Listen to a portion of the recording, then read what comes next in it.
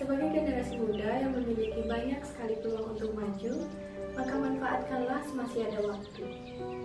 Membuat suatu hal yang akan menjadi karya bisa kita lakukan untuk mengisi waktu luang kita.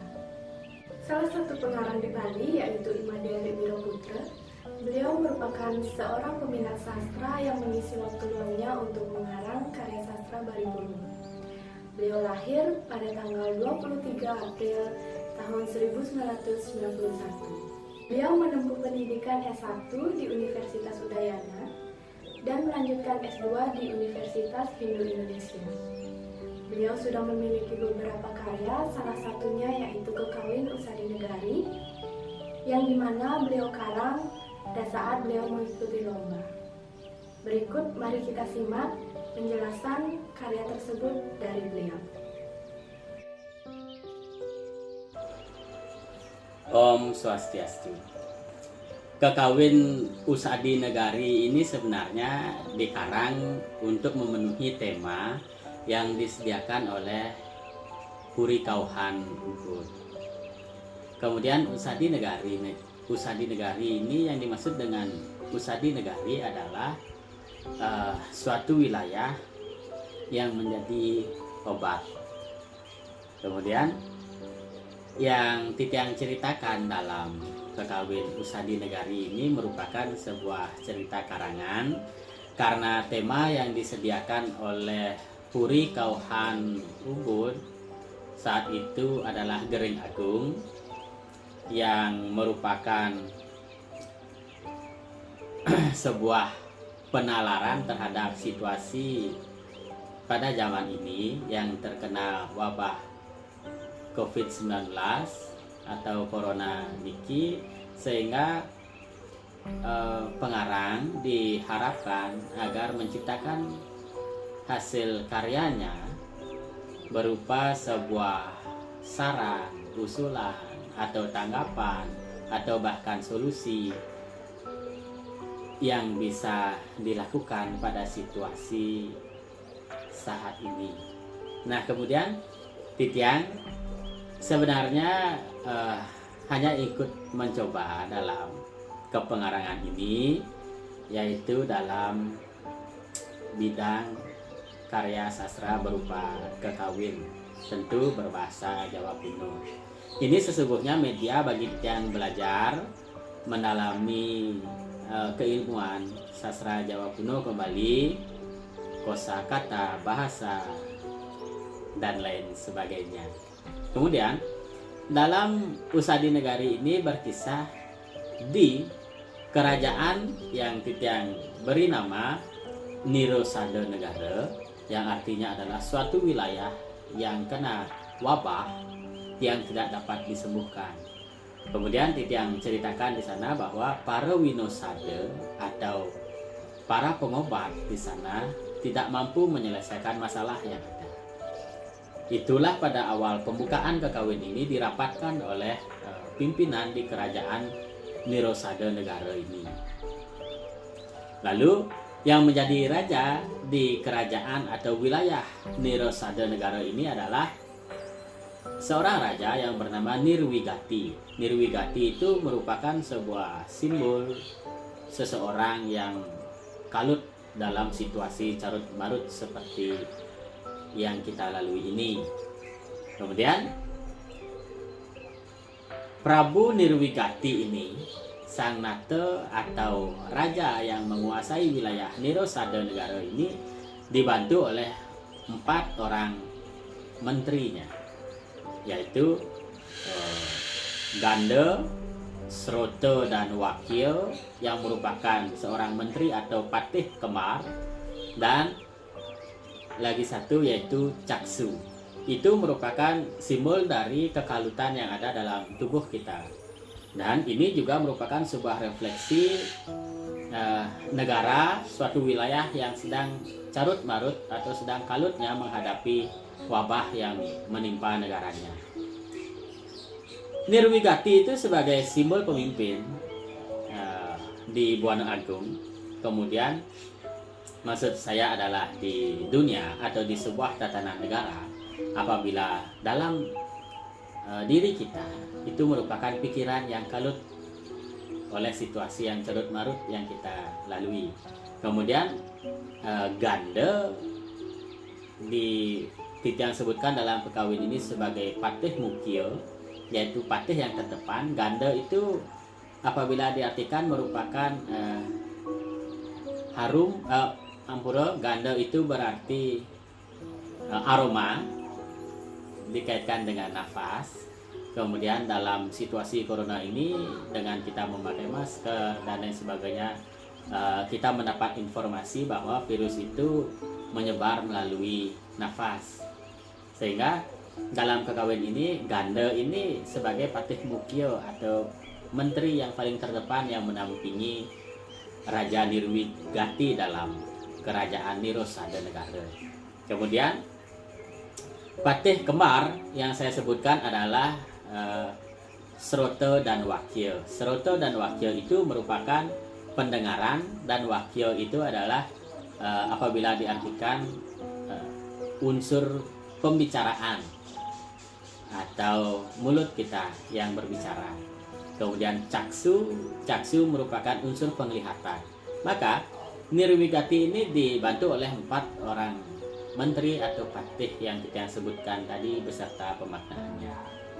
Suatu ketika dalam situasi yang sangat tidak teratur karena wilayah Nirosada Negara ini diserang oleh musuh berupa wabah yang sudah sampai di penepining negara atau batas wilayah kerajaan, maka pada saat itu dirapatkanlah masalah itu oleh Raja Nirwigati. Ketika itu dalam persidangan keempat patih dan masyarakat di Nirosada Negara ini mengalami sebuah perdebatan. Terjadi sebuah perdebatan yang tidak membuahkan hasil pada saat itu. Semua para menteri beliau diminta sebuah pendapat dan solusi untuk menghadapi wabah yang datang ke Nirosada Negara. Kemudian ganda ini menyarankan bahwa masyarakat harus mengurung diri, binebeng ring umahnya, di rumahnya, maring jeronnya, maring ungguannya. Kemudian ganda ini menyarankan bahwa seluruh wilayah Nirosada Negara harus ditutup. Masyarakat harus mengurung diri di rumahnya. Kemudian dijawablah oleh Srota dan Wakil. Kenapa kita sebutkan Srota dan Wakil ini sebagai patih kembar? Karena apapun yang kita dengar dan yang kita bicarakan itu saling terkait. Banyak berita hoax yang beredar, banyak berita yang terpercaya pun beredar pada saat kita melalui situasi yang sangat kacau seperti yang kita lalui ini. Kemudian itulah menjadi suatu perdebatan. Srota dan Wakil ini yang sebagai pendengar dan yang berbicara ini mendebat apa yang dikemukakan oleh ganda. Yang didebat adalah apabila masyarakat di Nirosada Negara ini dikurung, maka yang terjadi masyarakat justru akan mati kelaparan. Nah, ini memang sering sekali kita temui pada saat kita melalui situasi corona pada saat ini. Kemudian terjadilah perdebatan di perundingan kerajaan itu. Dijawab kembali oleh si ganda bahwa wahai engkau Srota dan Wakil, sesungguhnya engkau tidak tahu mengapa aku menyarankan bahwa masyarakat di Nirosada Negara harus dikurung dalam rumahnya, karena wabah ini menyebar melalui prana atau nafas. Nah, karena perundingan semakin panas dan tidak membuahkan hasil, maka Raja Nirwigati ini mengutus Caksu sebagai salah satu menteri dari Raja Nirwigati ini untuk memeriksa keadaan wilayahnya yang ada di penepi siring kerajaan. Kemudian keluarlah Caksu ini. Caksu ini sebagai, apabila kita artikan Caksu berarti unsur penglihatan. Dan ternyata Caksu ini ketika sudah sampai di luar wilayah, di luar kerajaan, di luar keraton, tidak melihat apapun yang dapat dibasmi. Namun yang Caksu lihat adalah hanya wabah itu menyusup haneng jana, menyusup ke manusia semuanya, sehingga manusia pada saat itu saling tikam dan saling hujat. Nah, itulah situasi yang kita lihat pada saat kita melalui pandemi ini. Kemudian karena Caksu atau yang bertugas sebagai melihat ini sudah tidak bisa melihat apapun, itu merupakan sebuah ungkapan bahwa kita, masyarakat, pemimpin, dan semua elemen yang ada di dalam ketatanegaraan kita ini sudah tidak bisa melihat sesuatu yang jernih. Semua sudah kalut, pemikiran kita kalut, kemudian kebutuhan dari ganda, serote, wakil sudah tumpang tindih semuanya, sehingga keadaan wilayah itu semakin menjadi-jadi. Kemudian masyarakat di Nirosada Negara pada saat itu semakin disusupi oleh wabah itu dan semakin banyak yang bertengkar dan bertikai. Ada yang menghujat pimpinannya, yaitu Raja Nirwigati. Namun karena masyarakat yang sangat bengis menghujat dengan ujar ahale atau berkata yang tidak pantas, maka ditangkaplah masyarakat-masyarakat yang seperti itu. Dengan ditangkapnya masyarakat itu, rakyat di Nirosada Negara menjadi semakin carut-marut. Karena Caksu ini setelah diperintahkan oleh Nirwigati untuk keluar dan melihat secara langsung, namun juga tak kunjung kembali untuk membawa berita yang jernih, maka Nirwigati pun mengutus ketiga menteri lainnya untuk menyusul dari si Caksu. Sesampainya di wilayah luar kerajaan di Penepi Siring, tidak juga mendapat jawaban, dan semua semakin menjadi-jadi pertikaian antara para menteri, pemimpin, dan rakyat di Nirosada Negara. Pada saat itu, kemudian Raja Nirwigati memutuskan untuk menyusul keempat menterinya dan mengusahakan agar beliau sendiri yang berbicara kepada rakyatnya. Baru beliau akan keluar, dihadang oleh Bagawante atau penasehat kerajaan di Nirosada Negara. Bagawante di Nirosada Negara ini bernama beliau Sang Sudawas. Suda itu berarti bersih, awas itu berarti penglihatan atau cara pandang. Sehingga seorang Bagawante penasehat pada situasi tata negara seperti ini, maka memerlukan seorang penasehat yang berpikir jernih. Demikian maksud saya memberikan simbol di sana. Nah, kemudian dihadanglah Prabu Nirwigati di sana. Pada saat itu diberikanlah Prabu Nirwigati ini sebuah wejangan. Ratu Sang Nirwigati, janganlah Tuan tergesa-gesa untuk menyelesaikan masalah ini. Ada sebuah warisan senjata yang patut untuk diturunkan. Pada saat inilah Titiang mengungkapkan sebuah senjata yang akan menjadi penyelesaian masalah dalam cerita ini. Titiang bacakan sedikit dalam Wiramo Jagatnata. Mohon maaf apabila tembang yang Titiang lantunkan tidak sesuai dengan guru laku maupun reng yang benar.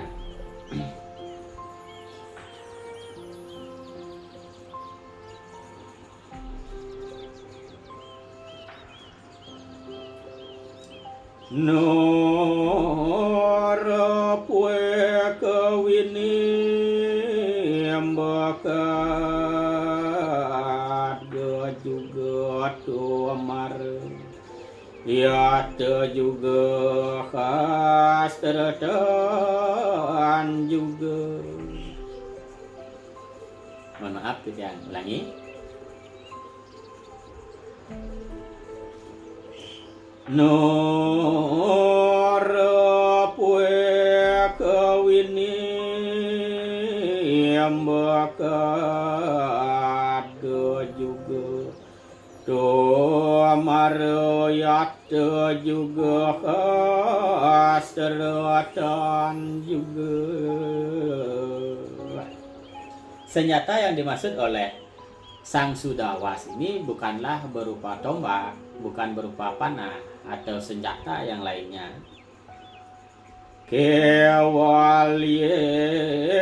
kekarupa pustaka awarna selaka inamet punanggelis. Ratu Sang Nirwigati, senjata yang dimaksud adalah berupa sebuah pustaka yang terbuat dari bahan perak. Itulah yang patut diambil dengan segera. Siagereng nate ngamet pustaka miasing dekane kadi hujar purohita. Dengan segeralah Sang Nate Nirwigati ini mengambil pustaka itu. Tagiatyo tumonyo pustaka kapan poyo yanawasatana kaneng surat. Namun beliau Sang Nirwigati saat itu sangat terkejut oleh sebab pustaka yang beliau ambil ternyata tidak bertulis apapun di dalamnya.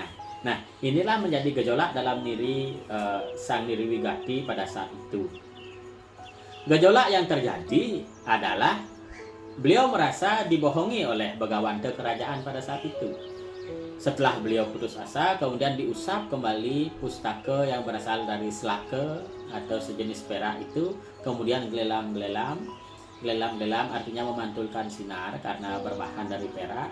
Beliau usap kembali pustaka itu, lontar yang berbahan dari selako itu, maksudnya media tulis atau pustaka yang terbuat dari selako itu. Dan beliau kemudian sangat terkejut sekali setelah beliau bersihkan. Maka beliau melihat bayangan dirinya dalam pustaka itu. Pada saat itulah beliau yang tulis dalam karangan ini, anunggang hiun lungo ke tengahing kayun anunggang tisning budi. Beliau kemudian melangkah jauh ke tengah hati anunggang tisning budi dengan sebuah kendaraan, yaitu hati yang tenang. Ini merupakan sebuah simbol dari introspeksi dari Nirwigati itu. Pada saat itu bersinarlah tubuh dari Raja Nirwigati ini, seolah-olah beliau menjadi sangat jernih dan nama beliau berganti menjadi Sang Udani. Udani itu artinya, apabila merujuk dari katanya, adalah sebagai sebuah pemaknaan beliau yang tercerahkan. Ketika itu tergesa-gesalah beliau mencari para menterinya dan para rakyat beliau yang sedang sangat dalam situasi yang sangat carut-marut di Penepi Siring atau di batas-batas wilayah kerajaannya. Pada saat itu dilemparlah orang yang bertikai itu dengan pustaka selako ini. Ketika dilempar, maka semuanya menjadi sadar dan semua wabah menjadi jernih kembali. Ketika itu wilayah di kerajaan Nirosada Negara ini semuanya sembuh seperti sedia kala, dan kerajaan itu berubah nama menjadi Usadi Negari. Usadi Negari ini adalah suatu wilayah yang terobati atau wilayah yang menjadi obat terhadap wabah yang datang pada saat itu. Kemudian ketika semua sedang merayakan terbebasnya wilayah Nirosada Negara ketika menjadi Usadi Negari ini, lalu Titiang mengusapkan mata, dan ternyata pada saat selesai saya mengusap mata, ternyata wabah masih ada di sekeliling negara saya. Dan saya baru sadar ternyata wabah yang hilang di kerajaan Nirosada Negara itu hanyalah sebuah mimpi dari saya. Nah, kemudian karena saya sangat mengingat mimpi di Niro Sada Negara yang berubah menjadi Usadi Negara itu, kemudian saya tulis menjadi sebuah karangan singkat. Kemudian dalam karangan ini Titiang tulis, lalu Titiang mendengar bahwa Sang Wibohing ring Usadi Desa, beliau yang memerintah atau beliau yang berada atau beliau yang terhormat yang berada di wilayah Usadi Desa atau nama lain yang untuk kita menyebut wilayah Ubud, sedang angadu langun. Langun itu berarti keindahan, dan beliau sedang mengadu keindahan pada saat itu. Mengadu keindahan yang kita maksud di sini adalah beliau sedang melakukan pergelaran atau perlombaan mengarang kekawin yang tentu merupakan sebuah keindahan atau puisi, sehingga kita ungkapkan sebagai Sang Wibohing Aneng Usadi Desa sedek angadu langun.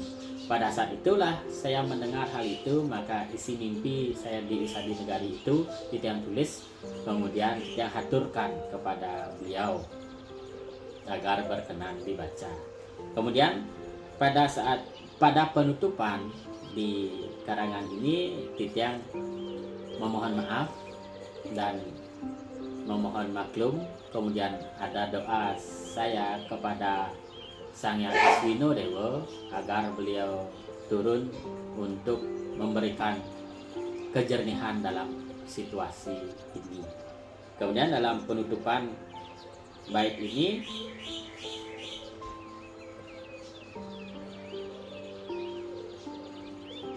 Titiang bacakan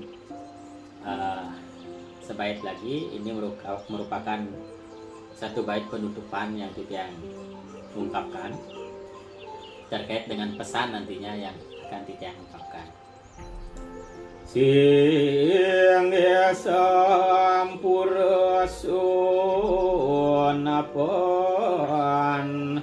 ngaturane tekapi sini suapene ring ratu. Karena Titiang yang sangat rendah ilmu ini dan pengetahuan yang sangat tuna seperti itu, sangat tidak percaya diri rasanya untuk mengaturkan sebuah solusi, apalagi di situasi negara yang carut-marut ini. Maka Titiang ungkapkan saran atau usul Titiang sebagai sebuah mimpi. Titiang memohon maaf dalam bait ini karena Titiang menulis sebuah isi dari mimpi Titiang yang Titiang haturkan kepada beliau yang terhormat. Luwer lambeni kasupu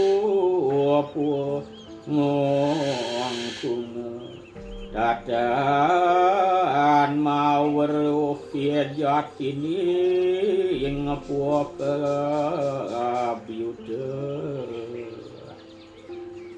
Saya perumpamakan diri saya sebagai dalam karangan ini lambening asu atau mulut dari seekor anjing yang menggonggong tanpa tahu anjing itu masalah yang sedang datang.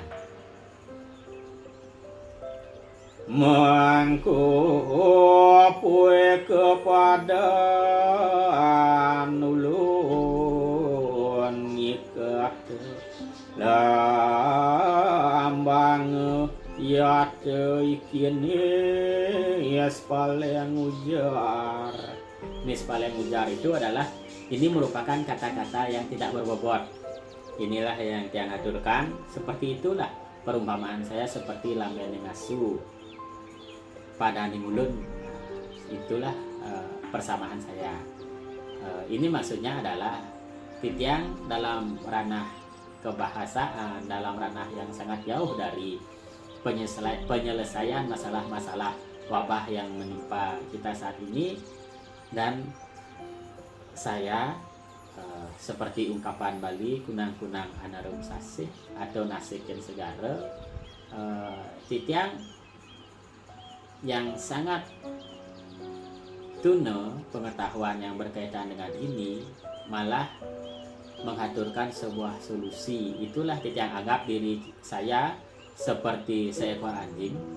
Kan anjing itu menggonggong tanpa tahu masalah sebenarnya yang datang. Saya sebenarnya sangat tidak percaya diri dengan solusi yang saya haturkan ini, sebab pengetahuan Titiang sangat terbatas, dan perihal wabah, perihal tata negara, terpaksa rasanya untuk memenuhi tema yang sangat besar sekali harapannya bagi wilayah kita. Dan harapan Titiang adalah semoga wilayah kita menjadi semakin baik. Nah, demikian sepintas isi dari karangan singkat Titiang. Harapan Titiang bagi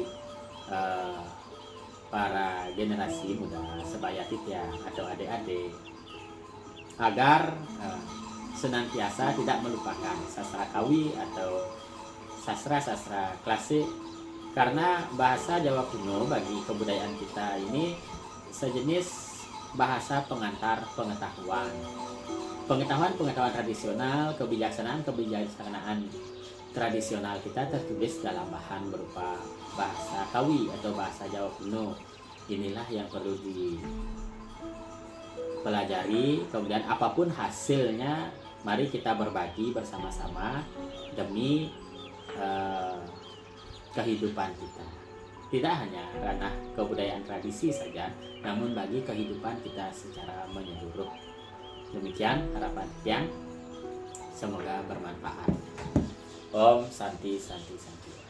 Beliau juga memiliki beberapa karya lainnya, yaitu Kekawinku Mudawati, Geguritan Empas, dan masih banyak lagi coretan-coretan dari beliau yang pastinya sangat menginspirasi dan bermanfaat, yang melanjutkan perjalanan dari sastrawan kita yang akan memiliki karya yang sangat bermanfaat bagi kita semua.